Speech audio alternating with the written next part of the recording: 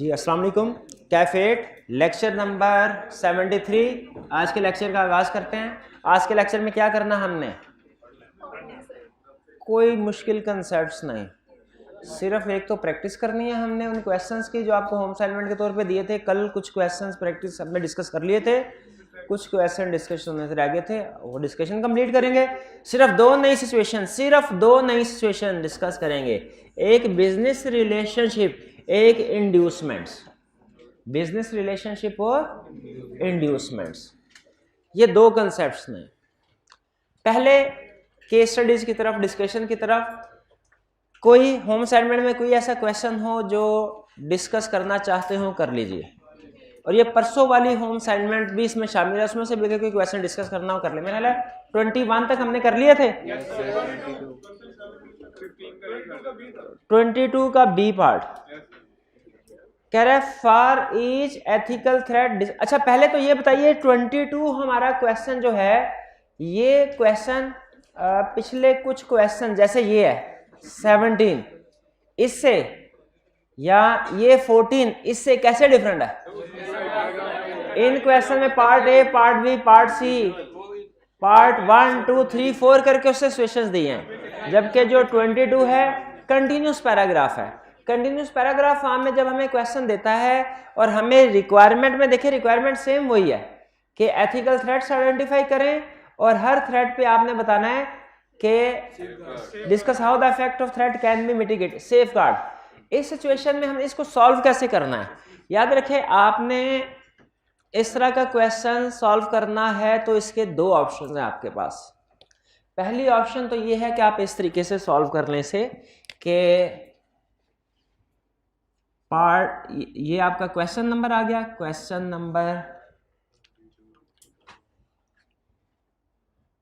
Number 4, यहां पे आपने थ्रेट लिखा, ठीक है, कोई नंबरिंग फॉर एग्जांपल 1 अपनी तरफ से नंबरिंग दे दे, और फिर इसके बाद आपने इसकी एक्सप्लेनेशन दे दी। आपने डिफरेंट कलर यूज नहीं करने, मैं सिर्फ डिफरेंशिएट करने के लिए बता रहा हूं। फिर सिचुएशन में जो भी थ्रेट सामने आया उसकी हेडिंग दे दी, ठीक है, उसकी हेडिंग दे दी, और फिर इसके बाद अब देखें हर सिचुएशन का आपने उसको एक्सप्लेन भी करना है और थ्रेट बताना है एक्सप्लेनेशन में, और फिर सेफगार्ड भी बताने हैं। तो आप इसको हेडिंग दे के पहले थ्रेट की हेडिंग, नीचे एक्सप्लेन कर दें सिचुएशन।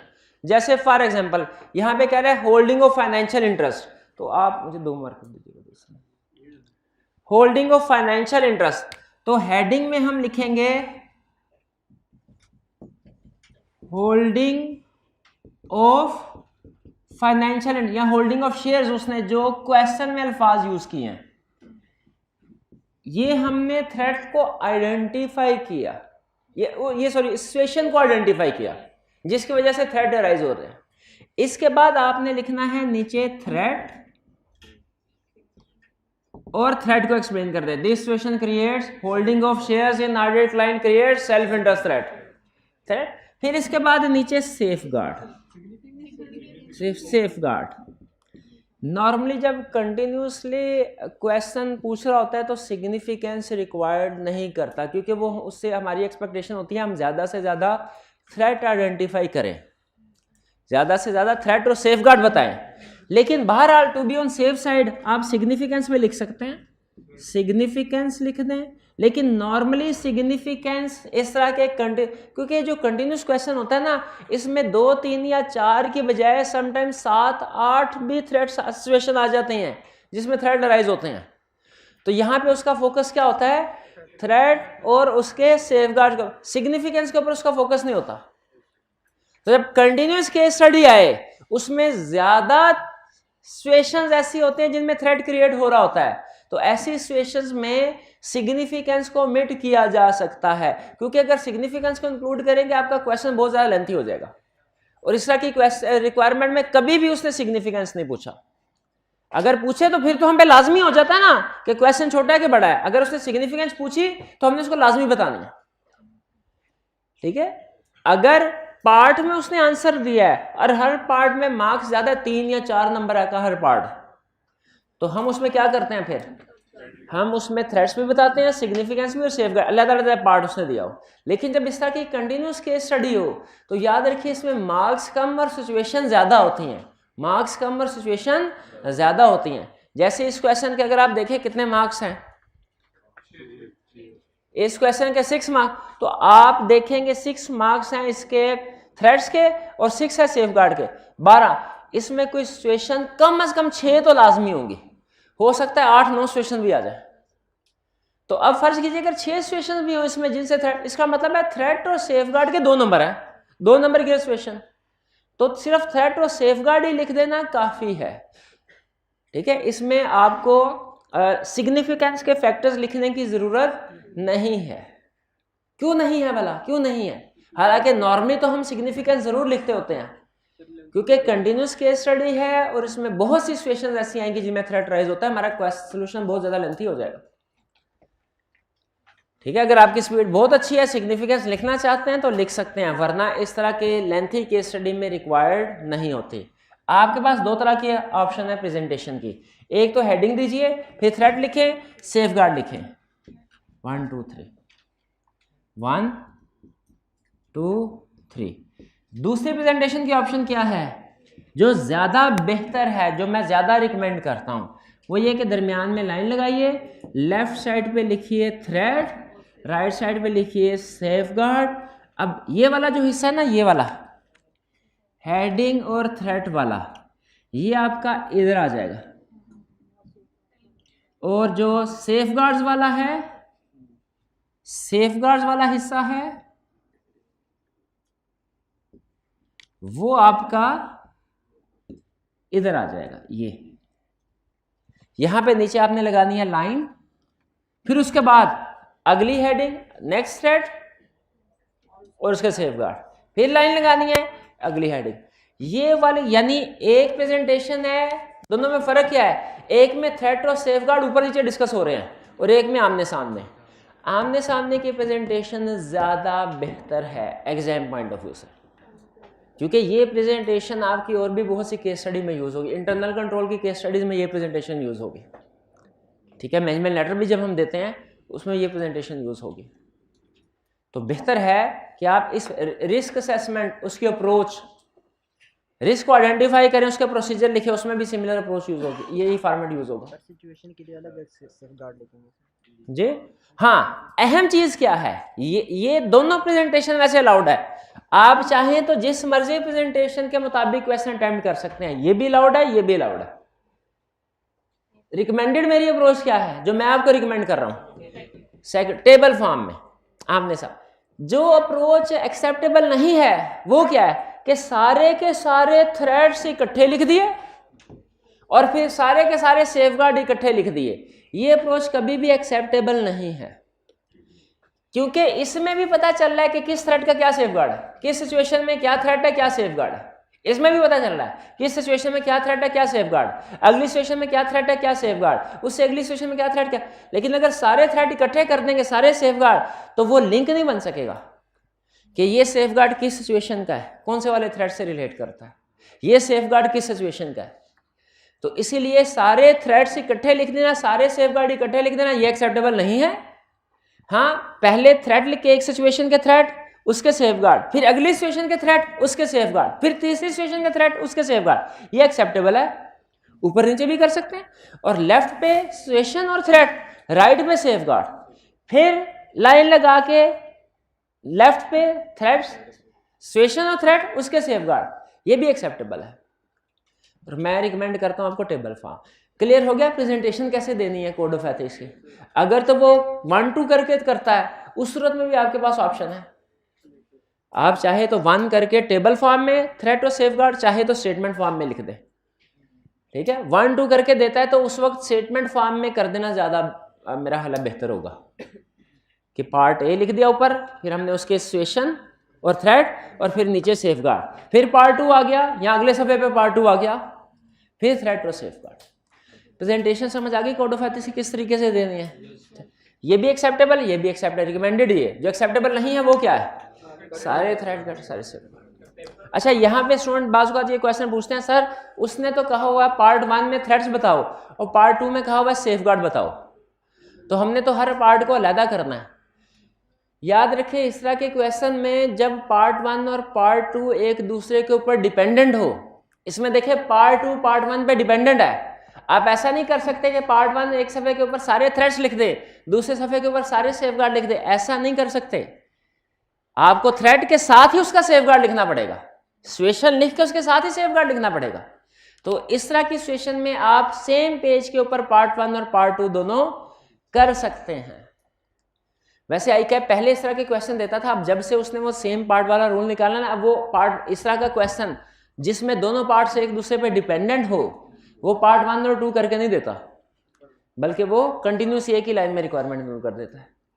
जैसे एक इसी तरह का हमारा एग्जैक्टली इसी तरह की प्रेजेंटेशन के ऊपर एक और हमारा क्वेश्चन होता है रिस्क असेसमेंट का, जिसमें वो हमें सिचुएशन देता है और पार्ट 1 में कहता है रिस्क आइडेंटिफाई करो, और पार्ट 2 में कहता है बताओ क्या प्रोसीजर परफॉर्म करोगे इस रिस्क को एड्रेस करने के लिए।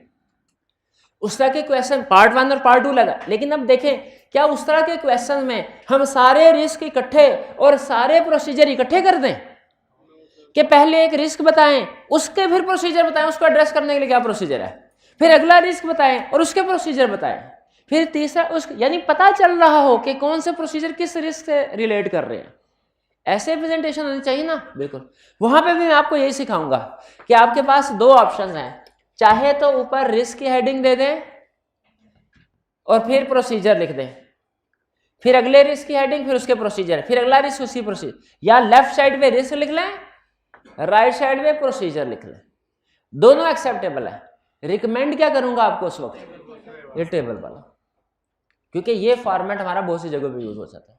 और जो मैं आपसे कहूंगा गलत है फॉर्मेट, वो कौन सा होगा, सारे रिस्क इकट्ठे और फिर उसके बाद सारे प्रोसीजर इकट्ठे। उसमें भी पहले पार्ट 1 में आईकैप लिखा करता था रिस्क आइडेंटिफाई कीजिए इस सिचुएशन में, पार्ट 2 में कहता था प्रोसीजर बताइए। अब पता क्या कहता है, एक ही लाइन में कहता है identify risk and state substantive procedure to address those risk. तो इसका मतलब है हम उसको आमने सामने कर सकते हैं। वरना उस तरह के क्वेश्चन में भी अगर पार्ट ए और बी हो ना, तो चूंकि हमें पता है पार्ट बी पार्ट ए पे डिपेंडेंट है, प्रोसीजर्स रिस्क पे डिपेंडेंट है, तो वो भी हम इसी तरीके से एक ही पेज के ऊपर करेंगे। रिस्क अलहदा सफ़े पे, प्रोसीजर अलहदा सफ़े पे, ऐसे नहीं करेंगे। समझ आ गई प्रेजेंटेशन की। तो लेक्चर के अभी हिस्से में हमने डिस्कस कुछ भी नहीं किया अभी केस क्वेश्चन को, लेकिन क्या डिस्कस कर क्या सीख लिया हमने, प्रेजेंटेशन कैसे करनी है।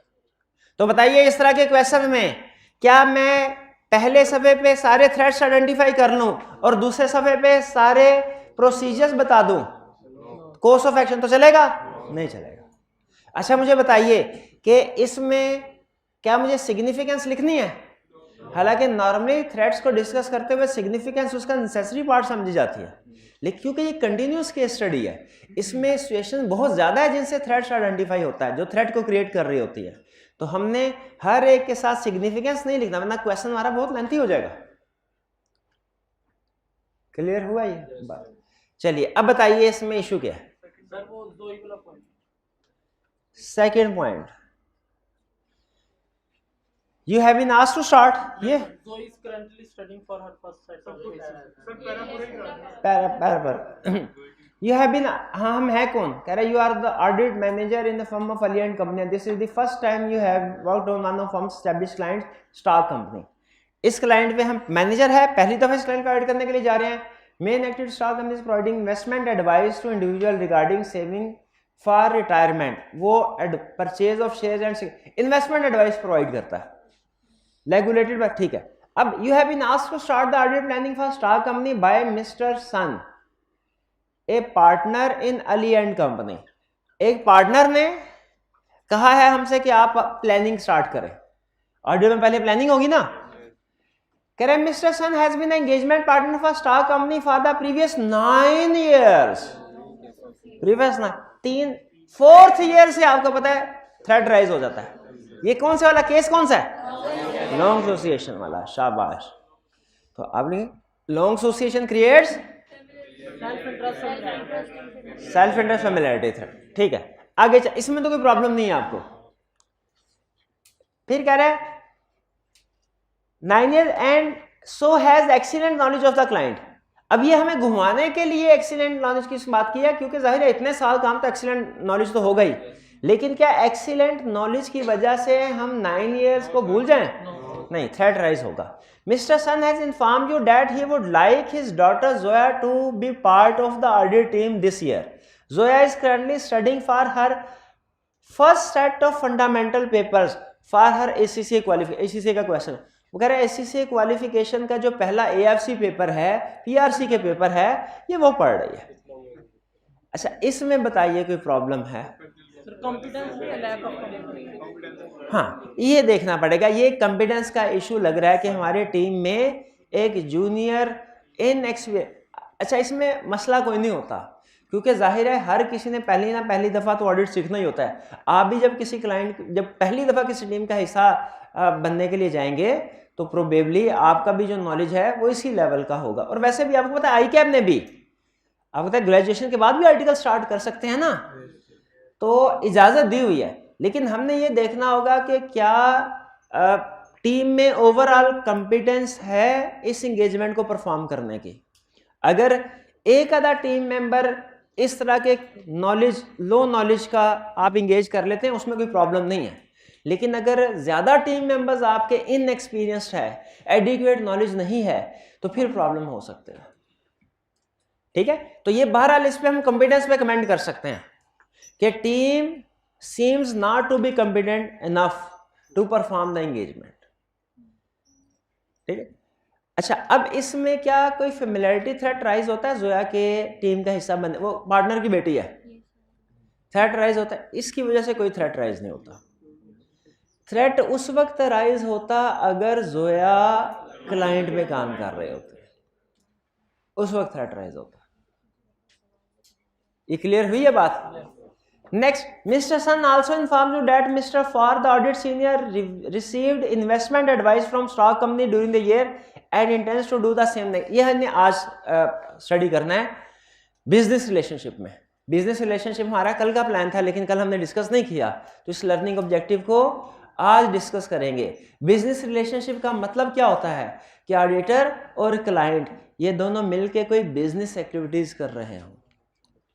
और इसी से मिलता जुलता एक और कंसेप्ट होता है purchase of good and services का. जी, और कोई प्रॉब्लम? तो इस सिचुएशन में 3 थ्रेट, इस पैराग्राफ में 3 थ्रेट हमारे सामने आए. कौन कौन सा? एक 9 ईयर सिचुएशन बताया, सिर्फ सिचुएशन 9 ईयर्स जो कि लॉन्ग एसोसिएशन का था. फिर कॉम्पिटेंस. अच्छा, एक स्टूडेंट कहने लगा सर थ्रेट हमने 5 पढ़े हैं, उसमें कॉम्पिटेंस का कोई थ्रेट है ही नहीं. हाँ, फंडामेंटल प्रिंसिपल्स कंप्लाई ना करना, ये भी तो थ्रेट है. जैसे समटाइम किसी केस स्टडी में आप ये टर्म यूज करेंगे, थ्रेट ऑफ कॉन्फिडेंशियलिटी, कि कॉन्फिडेंशियल इंफॉर्मेशन डिस्क्लोज होने का थ्रेट है. तो हालांकि कॉन्फिडेंशियलिटी थ्रेट नहीं, कॉन्फिडेंशियलिटी तो प्रिंसिपल है, लेकिन याद रखिए प्रिंसिपल्स का कंप्लाई ना होना ये भी थ्रेट कंसीडर किया जाता है. तो एक लॉन्ग एसोसिएशन, दूसरा प्रोफेशनल कॉम्पिटेंस ड्यू केयर, और तीसरा purchase of good and services या बिजनेस रिलेशनशिप, जो हमने आज स्टडी करना है. और कोई प्रॉब्लम इसमें? कोई प्रॉब्लम नहीं. नेक्स्ट, सेफगार्ड्स तो आप बता देंगे ना इसमें.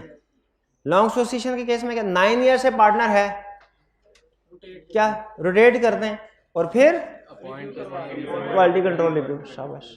और क्वेश्चन 22 में, 22 में कोई प्रॉब्लम नहीं है. 23 में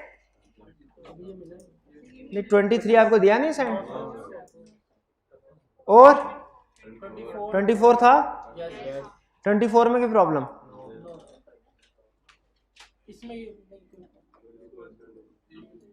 अच्छा, चलिए इसको जरा डिस्कस कर लेते हैं, टाइम है हमारे पास. Requirement maker from the above information explain the ethical threats which may affect the independence of auditor in respect of the audit of goofy company, and for each threat explain how it may be reduced. 6 mark का question है, continuous case study है. Continuous case study है 6 number का. इसमें अगर 3 भी threats आ गए तो इसका मतलब ये हुआ, हाँ, सिग्निफिकेंस नहीं लिखनी हमने. तो मोस्ट प्रोबेबली इस केस स्टडी में सिग्निफिकेंस हमने नहीं लिखनी होगी. The audit engagement partner for Goofy company article has been in place for approximately 6 years. कितने 3 साल के बाद, यानी 4th ईयर से लॉन्ग एसोसिएशन वाला कंसेप्ट अप्लाई होना शुरू हो जाता है कि थ्रेट राइज होगा। एक सिचुएशन आगे लॉन्ग एसोसिएशन जिसकी वजह से थ्रेट राइज हो रहा है, and her son has just accepted a job offer from Goofy company as a sales manager. इसमें दूसरा थ्रेट क्या, फेमिलियरिटी थ्रेट। फेमिलियरिटी थ्रेट किस वजह से राइज होता है, family and personal relationship with client. अब जाहिर है बाप ऑडिटर है और बेटा क्लाइंट में एम्प्लॉय है, हालांकि एम्प्लॉय अकाउंट्स डिपार्टमेंट में नहीं है, किसी और डिपार्टमेंट में है, क्या फिर भी थ्रेट राइज होता है? यस, फिर भी थ्रेट राइज होता है।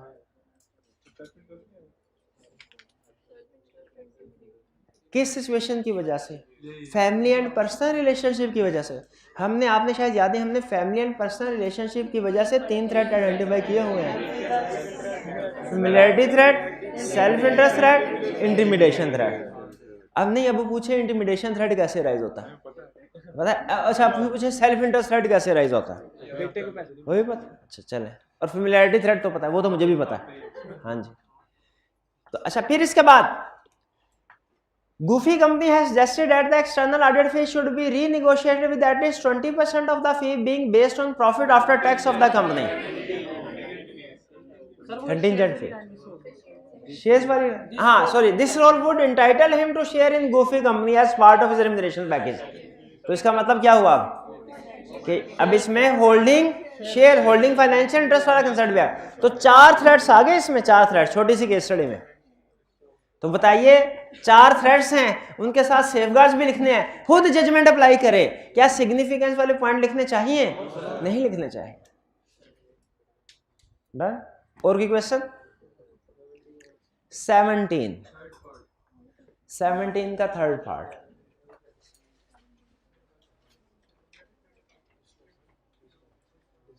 रिक्वायरमेंट में क्या कह रहा है? Shamsuddin is inclined to accept the above offer. Discuss the options available with him in each of the above situation. वो कह रहा है ये ऑफर को एक्सेप्ट करना चाह रहा है, बताइए इसके पास क्या ऑप्शन है। थर्ड सिचुएशन आपने कहा, Design Limited has contacted Shamsuddin and informed him that they are willing to appoint him as their external auditor in the next AGM. अच्छा, कंपनी है design limited, next AGM at a fee of ₹200,000 if he completes the audit in a month. However, in case of delay in the audit work, the audit fee will be reduced to ₹150,000. ये भी contingent फी आ गई, accept नहीं कर सकते।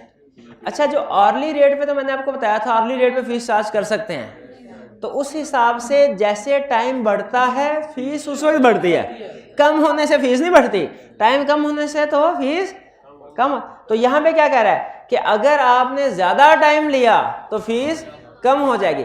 इसका मतलब यह है फीस में चेंज की रीजन मोर वर्क नहीं है, मोर आवर्स नहीं है, बल्कि क्लाइंट ये चाह रहा है कि हम जल्द से जल्द काम करें, कंप्लीट करें इसको।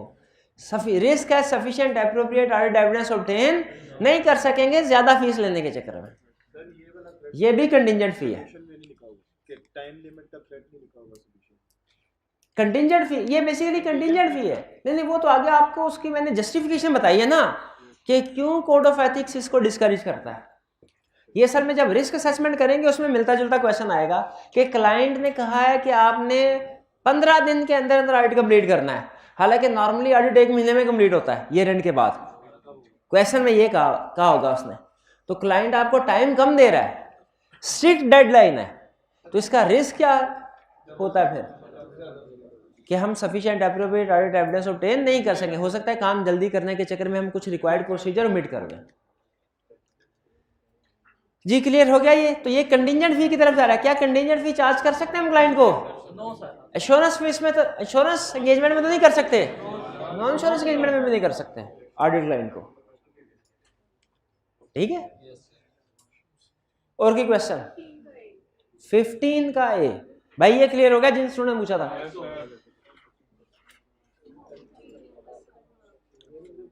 15 का है, हाँ ये बुरे वाला ये कल दिया था आपको। Requirement discuss the categories of threat that may be involved in each of the following independent situations and advise the partner of the concern firm with regard to the possible course of action. अच्छा आप बताइए इसमें significance लिखेंगे कि नहीं? हाँ, इसमें parts बना के उसने दिया और मार्क्स भी ज्यादा है, 1 के 4 और 1 के 8, तो इसमें सिग्निफिकेंस लिखेंगे। अब अच्छा कल हमने लोन एंड गारंटी वाला कंसेप्ट सबसे पहले हमने क्लासिफिकेशन किस में की थी? 2 कैटेगरी, नहीं बैंक नॉन बैंकिंग अभी नहीं की थी। सबसे पहले लोन किसने लिया है? क्लाइंट ने लिया है या कि ऑडिटर ने लिया है? अगर क्लाइंट ने लोन लिया हो ऑडिटर से तो वो इमटेरियल होना चाहिए दोनों के लिए, और अगर ऑडिटर ने क्लाइंट से लोन लिया हो तो फिर डिपेंड करता है कि वो क्लाइंट बैंक या फाइनेंशियल इंस्टीट्यूशन था कि non banking non financial institution का क्लाइंट था। अगर बैंक या फाइनेंशियल इंस्टीट्यूशन था तो थ्रेट तो फिर भी लिखेंगे। थ्रेट क्या राइज होता है इसमें? Self interest threat. Intimidation threat तो नहीं लिखा हुआ, हम लिखेंगे? फिर नहीं लिखेंगे। हालांकि कॉमन सेंस कह रही है कि इंटिमिडेशन थ्रेट भी लिख दो, वो भी तो हो सकता है, कॉमन सेंस कह रही है, लेकिन हमारा नॉलेज क्या कहता है? सीखा क्या है हमने कि जो चीज जो सिचुएशन कोड ऑफ एथिक्स ने डिस्कस कर दी उस पर अपनी जजमेंट अप्लाई नहीं कर। हाँ, अगर ये कोई ऐसी सिचुएशन होती ना जो कोड ऑफ एथिक्स में नहीं डिस्कस हुई होती, हमने नहीं पढ़ी होती, फिर हम अपनी जजमेंट अप्लाई कर लेते। तो यहाँ पे सिर्फ सेल्फ इंटरेस्ट थ्रेट और सेफगार्ड्स क्या होंगे? इंश्योर करना है। अच्छा, सिग्निफिकेंस किस पे डिपेंड करते हैं? सिग्निफिकेंट अमाउंट पे, मैग्नीट्यूड ऑफ ट्रांजैक्शन पे। और सेफगार्ड्स में क्या लिखेंगे? सेफगार्ड्स क्या है? ना इसमें मटेरियल की इजाजत है। इसमें अगर तो लोन इमटेरियल है तो किसी सेफगार्ड की इजाजत, जो किसी सेफगार्ड की जरूरत नहीं है। ये इंश्योर करना चाहिए कि loan normal terms and condition के मुताबिक दिया गया हो, नॉर्मल लैंडिंग प्रोसीजर और मार्केट टर्म्स एंड कंडीशन के मुताबिक दिया गया हो। अगर लोन नॉर्मल लैंडिंग प्रोसीजर और मार्केट टर्म्स एंड कंडीशन के मुताबिक दिया गया है तो कोई प्रॉब्लम नहीं। हाँ, अगर मटेरियल है, नॉर्मल टर्म्स एंड कंडीशन के मुताबिक दिया तो क्या, लेकिन मटेरियल है, फिर एप्रोप्रिएट रिव्यूअर को पॉइंट करना। और अगर लोन लिया गया है किसी ऐसे क्लाइंट से जो कि बैंक या फाइनेंशियल इंस्टीट्यूशन नहीं है तो क्या होगा? हाँ, इमटेरियल है तो दोनों के लिए इमटेरियल होना चाहिए तो कोई प्रॉब्लम नहीं। और अगर मटेरियल है तो रीपे करें या जिसने लोन लिया उसको रिमूव करें। ये कौन सा वापिस आते हैं इस क्वेश्चन की तरफ? कह रहा है भूरे वाला bank limited is a listed chartered client of Umar and company chartered accountants. BBL has granted a house loan of ₹5 million to a partner in UCC. कौन से वाला? पहले बताइए, क्लाइंट ने लोन लिया या फर्म? फर्म की तरफ से लोन लिया, एक टीम मेंबर ने लोन। दूसरा लोन किससे लिया है? बैंक से लिया है, तो वो कंसेप्ट अप्लाई होगा। थ्रेट्स लिखेंगे, सिग्निफिकेंस का फैक्टर भी लिखेंगे, मैग्नीट्यूड ऑफ ट्रांजैक्शन, थ्रेट भी सेल्फ इंटरेस्ट थ्रेट। सेफगार्ड में क्या लिखेंगे? नॉर्मल लैंडिंग प्रोसीजर्स और टर्म्स एंड कंडीशन के मुताबिक दिया गया है तो कोई प्रॉब्लम नहीं। हाँ, अगर मटेरियल है एप्रोप्रिएट रिव्यूअर को पॉइंट किया जाए। क्लियर? ये हमने कल सिचुएशन पढ़ी थी। और कोई क्वेश्चन? 12 का बैंक भी है, लिमिटेड भी है। हाँ, तो बैंक लिमिटेड भी होती है तो ये कंपनी ही है। बैंक्स भी कंपनी होते हैं, वो पहले कंपनीज एक्ट के मुताबिक रजिस्टर्ड होते हैं, फिर वो बैंकिंग बिजनेस में इन्वॉल्व होते हैं। वो कंपनीज एक्ट भी उन पे अप्लाई होता है और स्टेट बैंक ऑफ पाकिस्तान की रेगुलेशंस भी अप्लाई होते हैं। जी, नेक्स्ट क्वेश्चन कौन सा आपने कहा? 12 का B part. ABC leasing company है। हाँ, ये बाइंग एंड सर्विसेज वाला जो है, ये बिजनेस रिलेशनशिप वाला आज स्टडी करेंगे। 12 का बी पार्ट आज डिस्कस करेंगे। और कोई क्वेश्चन? चलिए अब चलते हैं आज के कंसेप्ट्स की तरफ।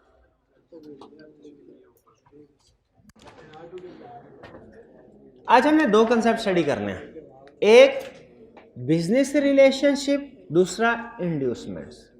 बिजनेस रिलेशनशिप जैसा नाम से जाहिर है कि इसका मतलब क्या है कि फर्म या उसके किसी भी टीम मेंबर के दरमियान और क्लाइंट या उसके किसी भी एम्प्लॉय के दरमियान में कोई बिजनेस रिलेशनशिप हो। इसमें पहली चीज नोट करने वाली ये है कि सिर्फ फर्म और क्लाइंट के दरमियान में रिलेशनशिप को उन्होंने डिस्कस नहीं किया इस प्रोविजन में, बल्कि क्लाइंट के किसी भी एम्प्लॉय और फर्म के किसी भी टीम मेंबर के दरमियान में भी अगर कोई जॉइंट वेंचर, कोई पार्टनरशिप वगैरह चल रही है, वो भी इसी थ्रेट में, इसी सिचुएशन में कवर होगी।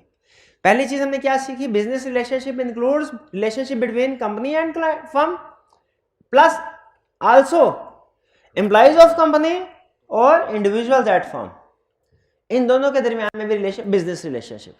तो पता चल गया पहले कवरेज किस किस पे, एप्लीकेशन किस किस पे है, इंडिविजुअल भी अप्लाई कवर होते हैं इस प्रोविजन में। दूसरी चीज समझने वाली है वो ये कि बिजनेस रिलेशनशिप से मुराद क्या है। बिजनेस रिलेशनशिप से मुराद प्रोफेशनल रिलेशनशिप नहीं है। यानी अगर ऑडिटर कोई ऑडिट सर्विसेज प्रोवाइड करता है या नॉन इंश्योरेंस सर्विसेज प्रोवाइड करता है तो वो इसमें बिजनेस रिलेशनशिप में नहीं आएंगी। बिजनेस रिलेशनशिप में कौन सी चीजें आएंगी ये जरा गौर से सुनिएगा। बिजनेस रिलेशनशिप में दो एग्जांपल्स आएंगे, एक पार्टनरशिप और joint venture with client. Firm और क्लाइंट दोनों ने मिलके कोई जॉइंट वेंचर स्टार्ट किया। फर्म ने कहा सर हम टेक्नोलॉजी बेस्ड एक प्रोजेक्ट स्टार्ट करने जा रहे हैं, हम सॉफ्टवेयर डेवलप करेंगे, आप उस सॉफ्टवेयर की ट्रेनिंग दिया कीजिएगा। अब ये जॉइंट वेंचर है क्लाइंट के साथ या पार्टनरशिप है क्लाइंट के साथ, ये है बिजनेस रिलेशनशिप। या इवन हमें पता चला कि क्लाइंट का डायरेक्टर और हमारी फर्म का मैनेजर, ये दोनों ने मिलकर कोई पार्टनरशिप किया है, रियल एस्टेट बिजनेस में पार्टनरशिप की है।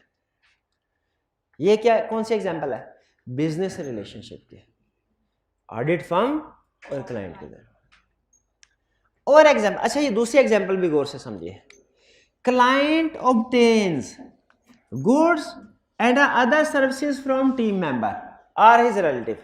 क्लाइंट कोई गुड या सर्विसेज ऑब्टेन करता है। अब इसमें दो चीजें हैं, गुड या सर्विसेज ऑब्टेन करने के हवाले से दो चीजें हैं। एक तो ये कि हमारा कोई टीम मेंबर ऑडिटर क्लाइंट से गुड या सर्विसेज परचेज करे। दूसरा, क्लाइंट हमारे ऑडिटर में से किसी टीम मेंबर से गुड या सर्विसेज परचेज करे। ओवरऑल दोनों बिजनेस रिलेशनशिप में ही आएंगे। क्या एग्जांपल्स मैंने दी बिजनेस रिलेशनशिप के? बिजनेस, एक पहली एग्जांपल तो जॉइंट वेंचर और पार्टनरशिप की दी, वो क्लियर हो गई। दूसरी एग्जांपल क्या दी कि या तो गुड या सर्विसेज क्लाइंट ऑब्टेन कर रहा है टीम मेंबर से या कोई टीम मेंबर क्लाइंट से, ठीक है। और इन गुड्स एंड सर्विसेज में जो एज ऑडिटर सर्विसेज है वो कवर नहीं होंगी, उन्हें हम प्रोफेशनल रिलेशनशिप कहते हैं, बिजनेस रिलेशनशिप नहीं कहते, ठीक है। मैं उसकी तरफ आ रहा हूं, तो ये चीज ध्यान में रखिएगा। और इसमें मैंने आपको क्लासिफाई किया है दो हिस्सों में, एक है कि क्लाइंट ऑडिट फर्म से कोई गुड्स या सर्विसेज बाय कर रहा है और दूसरा ऑडिट फर्म या टीम में से कोई गुड या सर्विसेज बाय कर रहा है। ओवरऑल दोनों सिचुएशन बिजनेस रिलेशनशिप में आते हैं, लेकिन कोड ऑफ एथिक्स इनको डिफरेंट डील करता है। कहता है अगर तो क्लाइंट ने गुड या सर्विसेज ऑब्टेन की टीम मेंबर से, फिर तो ये सीधा बिजनेस रिलेशनशिप में आएगा, ठीक है। यानी बिजनेस रिलेशनशिप के जो थ्रेट्स और सेफगार्ड हैं हम डिस्कस करेंगे वो इसमें इन्वॉल्व होंगे। और अगर ये purchase of good and services वाला है, ये भाईजान ये इंड्यूसमेंट्स वाले में करना, हाँ जी, ये पॉज कीजिएगा जी। तो दो सिचुएशन मैंने आपको बताई बिजनेस रिलेशनशिप में। एक तो पहले बता दिया एज ऑडिटर रिलेशनशिप इसमें कवर नहीं होगा, ऑडिटर का ऑडिटर होना, क्लाइंट का क्लाइंट होना, इसमें कोई प्रॉब्लम नहीं है। हाँ, इस रिलेशनशिप के अलावा कोई भी गुड एंड सर्विसेज की एक्सचेंज होती है, वो चाहे ऑडिटर वाली साइड से कोई भी बंदा गुड एंड सर्विसेज को बाय करे, ऑब्टेन करे, या क्लाइंट वाली साइड से कोई भी बंदा, तो वो हमारा बिजनेस रिलेशनशिप में आ जाएगा। क्लियर? इसमें अब आगे फर्दर हमने क्या करना है, इस सिचुएशन को, एक तो पार्टनरशिप वाली एग्जांपल मैंने आपको बता दी, फिर उसके बाद purchase of good and services वाली है। Purchase of good and services में आपने खास तौर पे देखना है कि गुड या सर्विसेज को परचेज कौन कर रहा है। ऑडिटर वाली साइड से कोई क्लाइंट से गुड या सर्विसेज बाय की जा रही हैं, या क्लाइंट वाली साइड से ऑडिटर से गुड या सर्विसेज बाय की जा रही है। अगर क्लाइंट वाली साइड से गुड या सर्विसेज बाय की जा रही हैं वो बिजनेस रिलेशनशिप में आएगा, और अगर ऑडिटर वाली साइड से कोई गुड या सर्विसेज बाय की जा रही हैं वो purchase of good and services में आएगा। तो सबसे पहले तो आपने केस स्टडी में जब कभी गुड्स एंड सर्विसेज की का आएगा कंसेप्ट, आपने ये देखना है कि क्लाइंट की तरफ से बाइंग हो रही है या कि ऑडिट टीम की तरफ से बाइंग हो रही है। पहली चीज ये, ठीक है। अगर क्लाइंट की तरफ से बाइंग हो रही है तो कौन सा बिजनेस रिलेशनशिप, और अगर ऑडिट टीम की तरफ से बाइंग हो रही है तो purchase of good and services. चलिए अब मैं आपसे 2-3 क्वेश्चन पूछता हूं। एग्जाम में उसने कहा कि पार्टनर है, उसका क्लाइंट होटल चेन है और वो अक्सर क्लाइंट के होटल में स्टे करता है, कौन सा केस है? Purchase of good and services वाला, शाबाश। अगला वो कहता है कि क्लाइंट मोबाइल फोन मैन्युफैक्चर करता है और उसने मोबाइल फोन अपने एम्प्लॉयज को 10% डिस्काउंट पे देता है। उसने ऑडिट टीम मेंबर को भी ऑफर कर दी कि आप भी अगर मोबाइल लेना चाहे तो 10% डिस्काउंट पे मोबाइल ले सकते हैं। ये भी परचेज ऑफ गुड है, क्योंकि ये बाइंग किसकी तरफ से हो रही है? ऑडिटर की तरफ से। अच्छा, क्लाइंट ने कहा कि सर हम इंपोर्ट करते हैं, हमारा इंपोर्ट में कुछ सामान जो है ना वो पोर्ट में फंस गया है।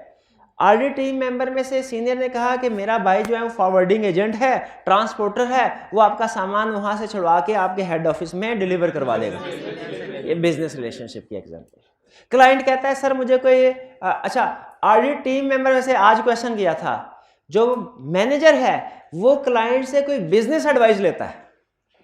ऑडिट टीम मैनेजर क्लाइंट से बिजनेस एडवाइस लेता है कि सर मुझे बताइए मैं किस कंपनी में इन्वेस्टमेंट करूं, किस कंपनी के शेयर्स खरीदूं। ये कौन सा कंसेप्ट है? ये पार्टनरशिप और जॉइंट वेंचर नहीं है। पार्टनरशिप और जॉइंट वेंचर तब होता जब ऑडिटर और क्लाइंट दोनों मिल के कंसल्टेंसी का काम स्टार्ट कर लेते, दोनों मिल के कोई business advisory business open start करते। मैनेजर ने सिर्फ क्लाइंट से ये पूछा है कि सर मुझे कोई इन्वेस्टमेंट एडवाइस दीजिए, मैं किस कंपनी के शेयर्स खरीदूं। तो ये कौन, ये सर्विसेज बाय की जा रही हैं। ये टीम मेंबर सर्विसेज ऑब्टेन कर रहा है क्लाइंट से। ये purchase of good and service वाला केस होगा। क्लियर? तो इन एग्जांपल से आपको पता चल गया कि बिजनेस रिलेशनशिप वाला केस कब आपने डिस्कस करना है और purchase of good and service जब दोनों के दरमियान में ज्वाइंट वेंचर पार्टनरशिप होगी, 100% बिजनेस रिलेशनशिप। जब purchase of good and service वाला केस होगा, डिपेंड करता है, अगर परचेजिंग और सर्विसिंग बाइंग हो रही है क्लाइंट की तरफ से बिजनेस रिलेशनशिप, और अगर ऑडिट टीम की तरफ से बाइंग हो रही है purchase of good and services. अब हम इसके आगे पहचान लिया एक दफा हमने कि सिचुएशन कौन सी है। इसके बाद थ्रेट्स और सेफगार्ड। बिजनेस रिलेशनशिप में थ्रेट कौन सा है? Self interest threat, intimidation threat. Self interest threat आसानी से समझ में आ जाता है क्योंकि दोनों बिजनेस रिलेशनशिप है ना, जाहिर इन्वेस्टमेंट कर रहे हैं। Self interest threat, intimidation threat किस लिए? क्योंकि नहीं हो सकता, इसका रीजन ये कि अगर उधर क्वालिफाइड ऑडिट में क्वालिफाइड ओपिनियन दिया तो वो दूसरी पार्टी थ्रेट दे सकती है कि फिर पार्टनरशिप भी खत्म समझो। Intimidation threat. सेफगार्ड क्या हो सकते हैं? अगर इनसिग्निफिकेंट है बिजनेस रिलेशनशिप तो फिर कोई एक्शन की जरूरत नहीं। अगर सिग्निफिकेंट है तो फिर इसे क्या करना है? Reduce to insignificant level. इस रिलेशनशिप को, बिजनेस रिलेशनशिप को रिड्यूस टू, और अगर इनसिग्निफिकेंट लेवल रिड्यूस नहीं कर सकते फर्म को विड्रॉ करना चाहिए।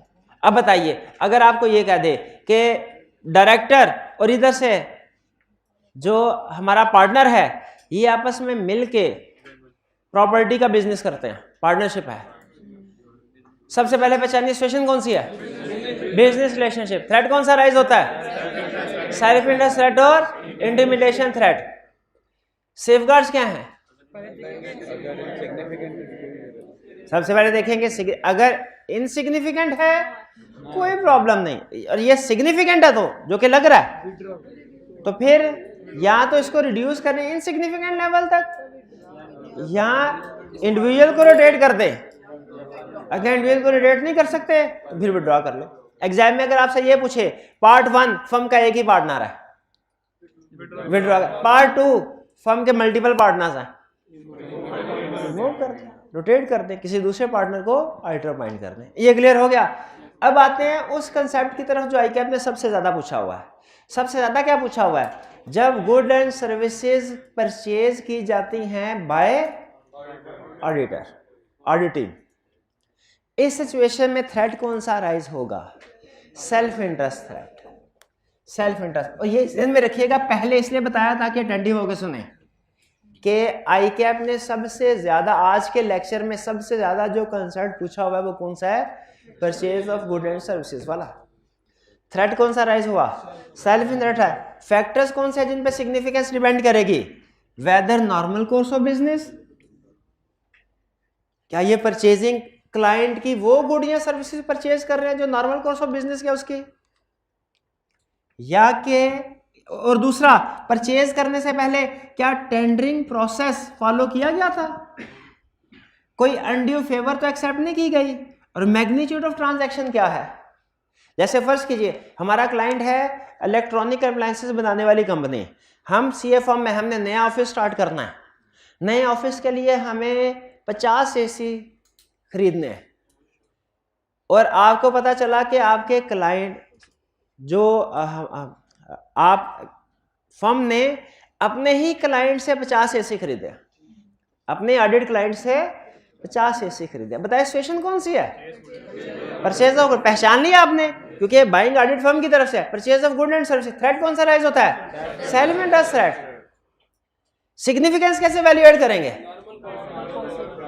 क्या ये अच्छा आपने फैक्टर्स लिखने हैं ऐसे एज इट इज, एनालिसिस नहीं करना, मैंने आपको मना किया एनालिसिस, सिर्फ फैक्टर्स लिखने हैं। लेकिन अगर एनालिसिस खुद से करें, नॉर्मल कॉस्ट, क्या क्लाइंट का नॉर्मल कॉस्ट ऑफ बिजनेस है? ये क्लियर हो गया। Whether tendering process was follow, यानी सिर्फ क्लाइंट से ही कोटेशन ली गई थी कि मार्केट में दूसरी कंपनी से भी कोटेशन ली गई थी, ये देखा जाएगा। अगर दूसरी कंपनी से भी कोटेशन ली गई थी इसका मतलब है फेयर डिसीजन हुआ है, सारी कोटेशन का एनालिसिस करके। और अनडील, क्या हैवी डिस्काउंट तो एक्सेप्ट नहीं किया गया? अगर हैवी डिस्काउंट एक्सेप्ट किया गया हो तो फिर इसका मतलब थ्रेट सिग्निफिकेंट होगा। जैसे मोबाइल 10% डिस्काउंट पे खरीदा था, अगर हालांकि जनरल पब्लिक को डिस्काउंट, एम्प्लॉइज को डिस्काउंट दिया जाता है, जनरल पब्लिक को डिस्काउंट नहीं दिया जाता, तो हम बताइए एज ऑडिटर हमें एम्प्लॉइज वाली पोजीशन पे होना चाहिए कि जनरल पब्लिक वाली पोजीशन पे? जनरल। अगर हमें भी डिस्काउंट ऑफर कर रहे हैं तो इसका मतलब है ये ट्रांजैक्शन आमनत बेसिस में नहीं है, इसमें अनड्यू फेवर दी गई है। मैग्नीट्यूड ऑफ ट्रांजैक्शन, क्या मटेरियल ट्रांजैक्शन है? ये 50 है, मटेरियल ट्रांजैक्शन है। तो इन फैक्टर्स पे डिपेंड करेगी सिग्निफिकेंस। सेफगार्ड्स क्या है? अगर तो थ्रेट इनसिग्निफिकेंट है, इनसिग्निफिकेंट का मतलब क्लाइंट का नॉर्मल कोर्स ऑफ बिजनेस भी था, टेंडरिंग प्रोसेस भी फॉलो किया गया, अनड्यू फेवर भी कोई नहीं ली गई, मैग्नीट्यूड ऑफ ट्रांजैक्शन भी कम है, फिर तो कोई प्रॉब्लम नहीं। लेकिन अगर थ्रेट सिग्निफिकेंट है तो क्या करें? इसको रिड्यूस कर देना चाहिए। अब चूंकि पास में ट्रांजैक्शन हो चुकी है, इसको तो रिड्यूस नहीं कर सकते, ठीक है? तो हमें क्या करना, अगर फ्यूचर की ट्रांजैक्शन की बात होती तो हम क्या कहते हैं कि ये इसको रिड्यूस कर देना चाहिए टू इनसिग्निफिकेंट लेवल, और अगर नहीं कर सकते तो रेलिवेंट टीम मेंबर को रिमूव कर देना चाहिए, या फर्म को एंगेजमेंट को एक्सेप्ट नहीं करने चाहिए। एसी वाली एग्जांपल में अगर पता चले हैवी डिस्काउंट लिए गए क्लाइंट से, हैवी डिस्काउंट लिए गए क्लाइंट से, तो क्या एक्सेप्ट करना चाहिए? नहीं करना चाहिए। क्लियर? अच्छा, इसी तरह का एक क्वेश्चन आईकैप ने, जैसे मैंने आपसे पूछा कि वो डिफरेंट होटल्स में स्टे करता है, उसमें आप थ्रेट क्या मेंशन करेंगे? Self interest threat. सिग्निफिकेंस के फैक्टर्स क्या होंगे?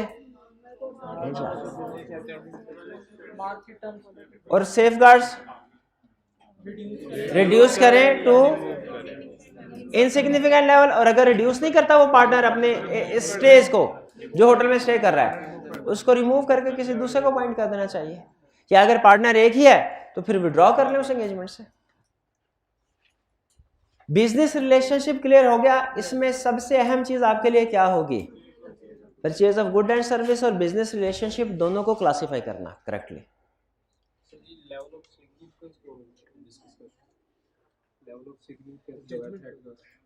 Level of significance.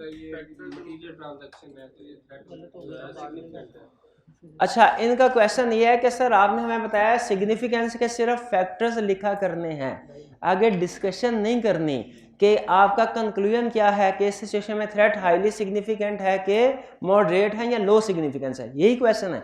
इसके वन वर्ड रीजन ये है कि आई कैप रिक्वायर नहीं करता, आई कैप के जैसे सोल्यूशन में नहीं लिखा होता, आई कैप की मार्किंग स्कीम में डिसीजन करने के मार्क्स नहीं होते, सिर्फ मार्क्स होते हैं फैक्टर्स लिखने के। जब सोल्यूशन में सिर्फ फैक्टर्स लिखे जाते हैं, जब मार्किंग स्कीम में सिर्फ फैक्टर्स की मार्किंग है, तो हमें खुद से डिसीजन करने की क्या जरूरत है। और अगर आप डिसीजन करेंगे, उससे इसलिए भी मना कर रहा हूं, वो आपका जजमेंटल डिसीजन होगा, वो हो सकता है कि किसी दूसरे की जजमेंट डिफरेंट हो। तो जितने फैक्टर्स एग्जामिनर हमसे रिक्वायर करता है, जो चीजें वही हम प्रेजेंट करते हैं तो काफी है। इंड्यूसमेंट्स, इंड्यूसमेंट्स किसको कहते हैं? पहले इसका नाम था गिफ्ट्स एंड हॉस्पिटैलिटी, जिसका मतलब ये था कि क्लाइंट को मुफ्त में कुछ चीजें दी। गिफ्ट का मतलब क्या हुआ? गिफ्ट का मतलब मुफ्त में कुछ चीजें दी गई, तहाइफ दिए गए, तहाइफ दी। अच्छा, इसमें अगर क्लाइंट हमें ये कहता है सर नॉर्मली तो हम दूसरों को ये चीज 100 रुपीज में देते हैं, आपको 50% डिस्काउंट में दे देते हैं, ले ले, ये गिफ्ट है या purchase of good and services? ये purchase of good and services है। जब क्लाइंट हमें डिस्काउंट ऑफर, गिफ्ट डिस्काउंट पे नहीं दिए जाते, गिफ्ट तो फ्री दिए जाते हैं। क्लाइंट ने हमें फ्री में कोई गिफ्ट दिया, कोई चीज फ्री में दे, ये गिफ्ट में आएगा। और खाना खिलाया, कहीं सैर करवाने के लिए ले गया, केस स्टडीज में पढ़ा हमने, ये हॉस्पिटैलिटी में है। ठीक है, तो गिफ्ट हॉस्पिटल, या समटाइम होता है स्पेशल ट्रीटमेंट, कि क्लाइंट हमें कोई वीआईपी प्रोटोकॉल देता है किसी भी जगह पे। ठीक है, वीआईपी, जैसे क्लाइंट ने कहा कि जी पीसीबी गाइड करने के लिए गए, पीसीबी ने कहा कि सर आइए आपको पीएसएल का फाइनल मैच दिखाते हैं, उसके फ्री टिकट्स, तो ये प्रेफरेंशियल ट्रीटमेंट दिया। प्रेफरेंस, या नॉर्मली दूसरे लोगों को टिकट्स नहीं मिल रही, हमने मार्केट प्राइस पे ही टिकट ली, लेकिन दूसरे लोगों को नहीं मिल रही और हमें टिकट आराम से मिल गई, यह है प्रेफरेंशियल ट्रीटमेंट। तो याद रखिएगा, purchase of good and services, मेरे भैया मैंने आपको पहले बताया था छोटे छोटी नोका टोकी करते हैं, मैं डिस्टर्ब होता हूँ। तो जो गिफ्ट एंड हॉस्पिटैलिटी है ये अलग कंसेप्ट है, purchase of good and services का कंसेप्ट अलग है। नॉर्मली स्टूडेंट यहाँ पे गलती ये करते हैं क्वेश्चन में, जब कभी उसने लिखा होता है ना डिस्काउंट, तो उसको गिफ्ट में क्लासीफाई कर देते हैं। हालांकि डिस्काउंट का मतलब है कि गुड्स एंड सर्विसेज को बाय किया जा रहा है, ये बाइंग का purchase of good and service वाला केस होगा, गिफ्ट्स का नहीं होगा। तो बहुत सी एग्जांपल्स थी, गिफ्ट, हॉस्पिटैलिटी, प्रेफरेंशियल ट्रीटमेंट वगैरह। कोड ऑफ एथिक्स ने इन सब को इकट्ठा करके एक ही नाम दे दिया, क्या? इंड्यूसमेंट, मतलब तरगीबात। जब कभी ऑडिटर को तरगीब दी जाए, उसको लुभाया जाए, उसको उभारा नहीं जाए, लुभाया जाए। लुभाना मतलब होता है, इंड्यूसमेंट का मतलब ये है। यानी इसमें क्या है? गिफ्ट, गिफ्ट का मतलब क्या है? कोई तोहफा दे दिया। हॉस्पिटैलिटी का मतलब क्या है? खाना खिलाने के लिए ले गए। एंटरटेनमेंट का मतलब क्या है? सैर वगैरह करवाने के लिए ले गए। पॉलिटिकल चैरिटेबल डोनेशन, यानी क्लाइंट ने फर्म को कोई डोनेशन दे दी, क्लाइंट ने कहा, पता चला पार्टनर है उसकी एक एनजीओ है, तो क्लाइंट ने कहा सर आपकी एनजीओ के लिए हम आपको 10 लाख की डोनेशन देते हैं। तो ये भी असल में, हालांकि वो बज़ाहिर डोनेशन दे रहा है, लेकिन असल में ये ऑडिट फर्म को एक तरह से रिश्वत दी जा रही है, ये भी इंड्यूसमेंट्स में आएगा। Appeal to friendship and loyalty, मतलब क्लाइंट की तरफ से कोई टीम मेंबर, क्लाइंट की तरफ से किसी एम्प्लॉय की फ्रेंड रिक्वेस्ट आ गई आपको, है? ये भी इंड्यूसमेंट ही है। सीएफओ अब्दुल्ला खान, उसने आपको फ्रेंड रिक्वेस्ट भेज दी, आपने कहा चलो मेरे कॉन्टैक्ट्स में इजाफा होगा, कल को कोई काम पड़ेगा तो मैं इसे कहूँगा मेरा काम कर देगा, ये भी इंड्यूसमेंट। और प्रेफरेंशियल ट्रीटमेंट, ये भी एग्जांपल मैंने आपके साथ शेयर कर दी। ये सारे के सारे कैटेगरीज किस में आती है? सारी की सारी एग्जांपल किस कैटेगरी में आती है? इंड्यूसमेंट्स में। ठीक है, ज्यादातर एग्जाम में जो टेस्ट करता है वो गिफ्ट की एग्जांपल टेस्ट करता है और एंटरटेनमेंट की एग्जांपल टेस्ट करता है। ठीक है, आपने जो केस स्टडीज पढ़ी होंगी उनमें भी आपने देखा, खासतौर पर वाली केस स्टडी जो कंटिन्यूस नेचर की है, उनमें वो गिफ्ट्स एंड हॉस्पिटल या एंटरटेनमेंट इसकी एग्जाम्पल अक्सर टेस्ट करता है। थ्रेट क्या राइज होते हैं?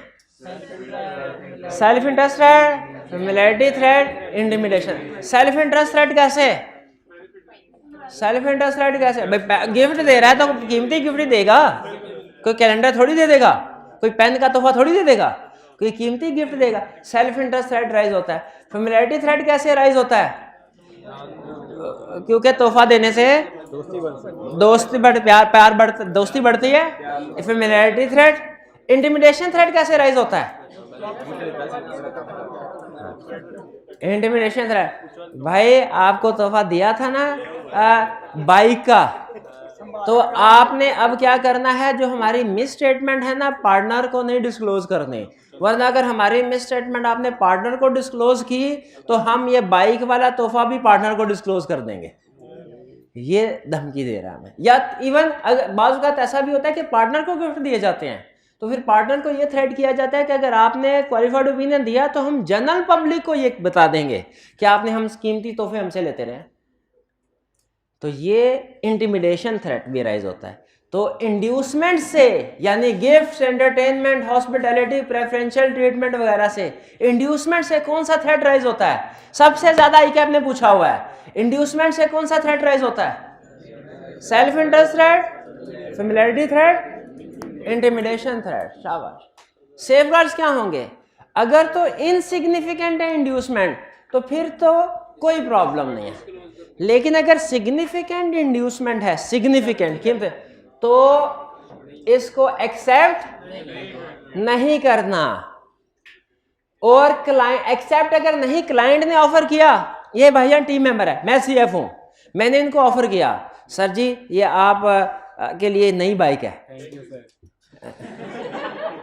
एक्सेप्ट नहीं करना। इन्होंने कहा सॉरी सर हम एक्सेप्ट नहीं कर सकते।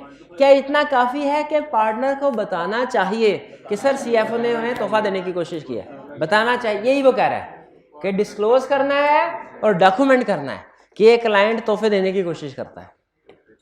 अगर एक्सेप्ट, ये उस सूरत में अगर एक्सेप्ट नहीं किया, अगर एक्सेप्ट कर लिया तो क्या करना है? तोहफा रिटर्न कर लें। अगर वापस करने की हालत पोजीशन में नहीं है, उसकी कॉस्ट रीइंबर्स करे जितने का तोहफा था। और अगर ये भी नहीं कर सकते, मेंबर को टीम से रिमूव करे। और फिर आइंदा फर्म इस बंदे को जिसने तोहफा लिया ना किसी अच्छे क्लाइंट में नहीं भेजती। सिर्फ यूं ना समझे कि चलें इस क्लाइंट से रिमूव कर देंगे, किसी दूसरे क्लाइंट में चले जाएंगे। जो क्लाइंट से गिफ्ट रिसीव करता है उसकी फिर रेपुटेशन इफेक्ट होती है फर्म में। Work should be reviewed. उस इंडिविजुअल का काम जिसने गिफ्ट एक्सेप्ट किया है उसके काम को रिव्यू किया जाएगा। देखिए क्या यही नहीं होने चाहिए सेफगार्ड्स? गिफ्ट में अगर शेयर दे दिया उसी क्लाइंट के, अपने ही उसने शेयर दे दिए, तो फिर इसमें फाइनेंशियल इंटरेस्ट भी आएगा। बिल्कुल आएगा। तो क्लियर हुआ? हमने आज कितनी सिचुएशन स्टडी की? दो, बेसिकली दो, लेकिन असल में तीन है, क्योंकि जो बिजनेस रिलेशनशिप है इसको फर्दर हमने दो हिस्सों में डिवाइड कर दिया है। एक टिपिकल बिजनेस रिलेशनशिप, एक purchase of good and services by audit team member, ठीक है, और फिर इंड्यूसमेंट्स। और एग्जाम पॉइंट ऑफ व्यू से ज्यादा अहम कौन सी चीज है भला? एक purchase of good and services और इंड्यूसमेंट। इसके फ्रीक्वेंट क्वेश्चन पूछे हुए हैं क्या आपने? आज की होम असाइनमेंट नोट कर लीजिए, ये कल आपने लाजमी अटेम्प्ट करके लानी है। इसमें अगर कोई प्रॉब्लम हुई तो इंशाल्लाह डिस्कस करेंगे। आज का लेक्चर यहाँ पे ख़त्म करते हैं हम। अल्लाह हाफिज़।